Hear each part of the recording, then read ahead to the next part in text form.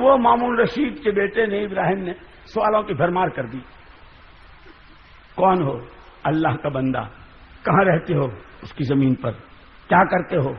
مزدوری کی تلاش میں نکلتا ہوں. یہ کیا کیا؟ اس پر اس نے کہا کہ میری ایک بیوہ ماں ہے, ایک میری بہن ہے, جوان ہے, ابھی شادی نہیں ہوئی. میں مزدوری کی تلاش میں نکلتا ہوں. روٹی روزی کا مسئلہ اتنا کمزور ہے تو میری ماں اور میری بہن چونکہ پردے کا بھی مسئلہ ہے, اس لیے وہ گھر پر رہتی ہیں. چونکہ تنگی ہے اس لیے وہ دن بھر روزے سے رہتی ہیں. میرے انتظار میں رہتی ہیں کہ اگر کچھ کما کے لے جاؤں گا تو کھا لیں گے تینوں ماں بیٹے.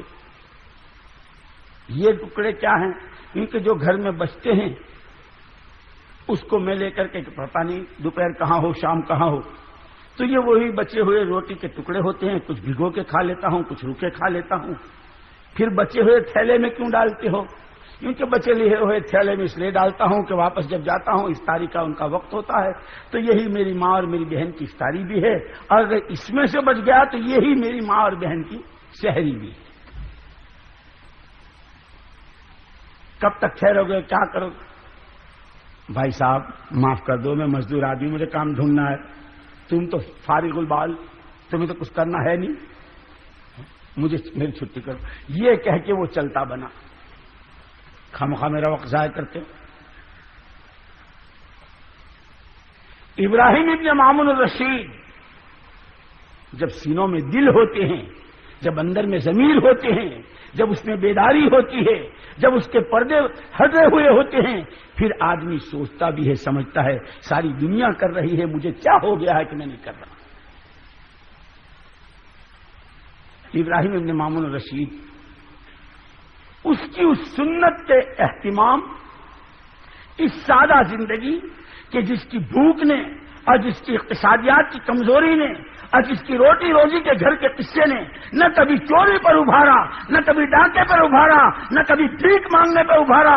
اپنا حال چھپایا ہوا ہے, محنت مزدوری تلاش کر رہا ہے, روزی روٹی پہ گزارا کر رہا ہے, لیکن اللہ کی زمین پر اللہ کی طاعت کے ساتھ چل رہا ہے.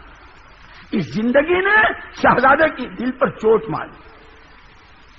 ابراہیم ابن مامون الرشید بیٹھا ہوا ہے, شام کا وقت ہوا,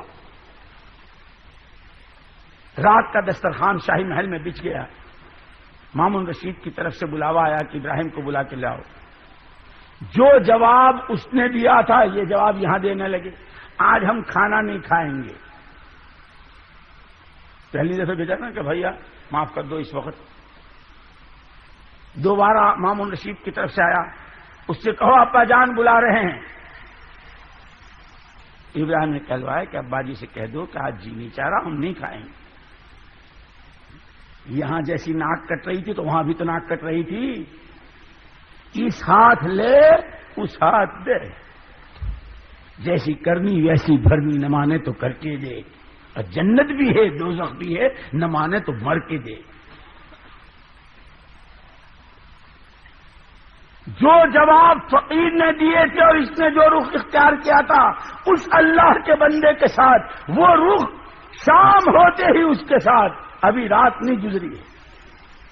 کبھی کبھی بدعملیوں پر خدا کی طرف سے پکڑ, اس ہاتھ لے اس ہاتھ دے. تیسری مرتبہ مامون رشید نے کہا کہہ لو اسے, نہیں آتا ہے اٹھا کے لے آؤ. جب ہم کہہ رہے ہیں, آج خلیفہ کے آدمی آئے, ابراہیم کو اٹھا کے اسی طرح لے گئے جس طرح اس کو اٹھا کے منگوایا تھا. اسی لیے یاد رکھنا, پنداشت ستم گھر کے جفا برمن کر, برو بیمان برما بے گزشت. تلخی خوشیوں زشت زیبا چوں باد صبا بصحرا بے گزشت. تلخی خوشیوں زشت زیبا چوں باد صبا بصحرا بے گزشت. پنداشت ستم گھر کے جفا برمن کر, برو بیمان برما بے گزشت.